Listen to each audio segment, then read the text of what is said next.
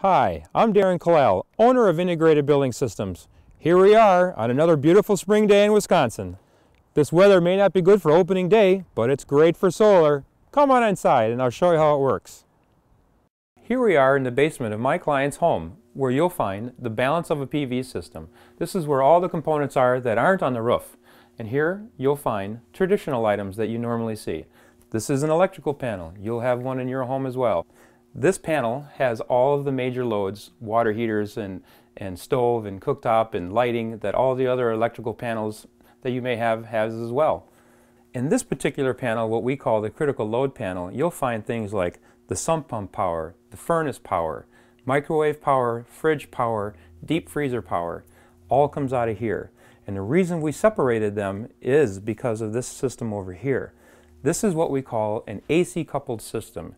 Here we have coupled the power produced from the grid, from the solar panels, and from a battery system, which I'll get to in a minute.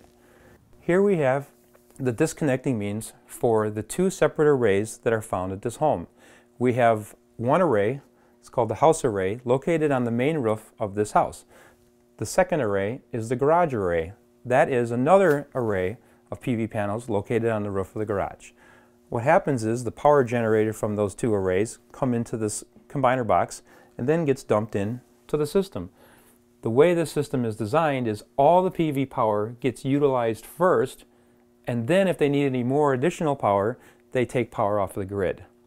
And another thing that we do differently is this is a battery backup system. You'll see this cabinet, and within inside of this cabinet we have batteries.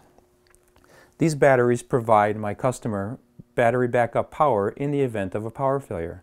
A lot of people don't know that PV systems will not function in the event of a power failure unless the PV system is tricked into believing that they're still connected to the grid.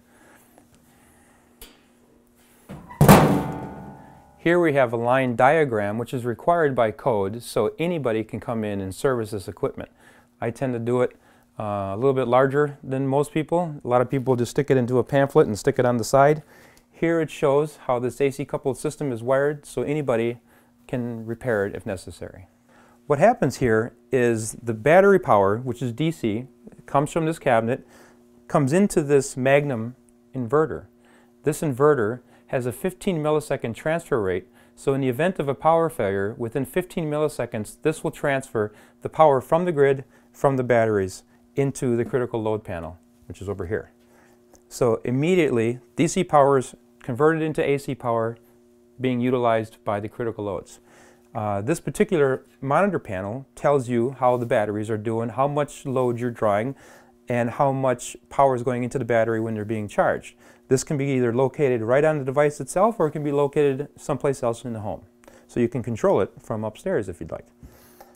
This device here is called the Enphase Envoy, and what this does, this communicates to the microinverters that are located under each module on the roof. So this particular home has 23 modules on the roof, meaning we have 23 microinverters. Each microinverter is communicating to this Envoy, which is then being broadcast to the web. So if you want to see how your system is doing, you could take any web portal, either on your phone, an iPad, a laptop, computer, whatever you may have, and you can see the production of your system live. So if you see the panel that's bright blue, that means it's producing lots of electricity. The darker the panel is, it means it's producing less electricity. Because it happens to be 12 degrees outside on this very cold March day, and we just had a record snowfall of 30 inches over the last 30-some days, we do have some snow accumulation on this panel and on these two panels over here as well. The sun has not melted it off as yet. As soon as the sun melts it off, these panels will start producing power. In the event that it's summertime and there's no snow on the panels, and these are black, that would be an indication that there's either a problem with the panel itself or with the microinverter, which really is advantageous to know that kind of information for troubleshooting. All you have to do is look at this, you see a black panel, immediately you know that that's the one you need to work on. Thanks for watching. Pretty soon we'll be taking you outside to show you the other end of this solar panel system.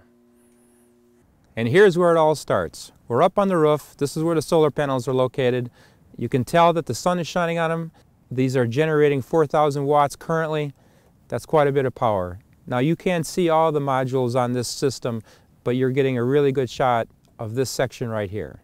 These are 240 watt panels from Solar World. I really believe that solar in Wisconsin is here to stay.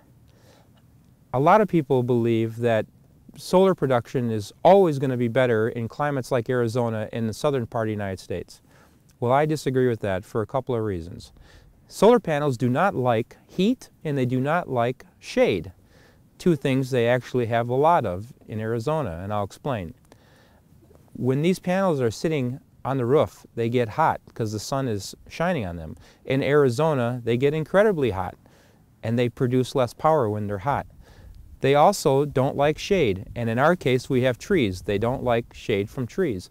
However, in Arizona, they have so much dust in the air that settles on the panels that produces shade, so the panels become less productive. In Wisconsin, we have quite a bit more rainfall, which washes the panels off.